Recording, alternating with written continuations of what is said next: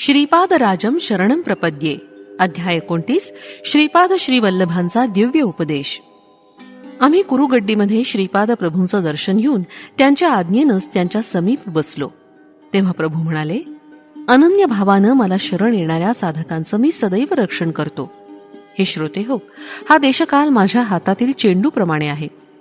कुठंही होत असलेल्या भूतकाळात घडलेल्या आणि भविष्यकाळात होणाऱ्या घटनांना मी बदलू शकतो. मी देशकालाचा शास्ताच आहे. तुमच्यातील चैतन्याच्या संस्काराच्या दर्जानुसारच तुम्हाला माझ्याबद्दलचं ज्ञान होईल.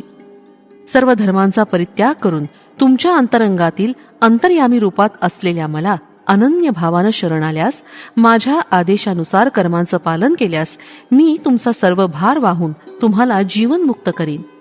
केवळ माझ्या शब्दानंच मी सृष्टीमध्ये शासन करतो, यामुळे मीच सरस्वती रूपानं प्रसिद्धी पावे.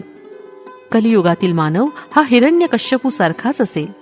त्यांच्या समस्या, भाव आणि आचार विचार या सर्वच गोष्टी अत्यंत कठीण स्वरूपाच्या असतील. त्यांना प्रकृती विज्ञानातील अनेक संशोधनाला यश मिळून हिरण्यकश्यपू सारखं वरदान सुद्धा सृष्टीमातेकडून मिळेल. परंतु मला प्रल्हादासारख्या निष्पाप निरपराध भक्तांच्या संरक्षणार्थ नरसिंहाचा अवतार घ्यावा लागेल. यासाठी मी नृसिंह सरस्वती या नामरूपानं अजून एक दिव्य अवतार घेऊन गंधर्वपूर नगरीत प्रसिद्ध होईन. एवढं बोलून श्रीपाद प्रभू ध्यानस्थ झाले आणि त्यांनी आम्हास सुद्धा ध्यानात बसण्यास सांगितलं. श्रीपाद श्रीवल्लभांचा जय जयकार असो. फलश्रुती. पितृदेवतांचे आशीर्वाद.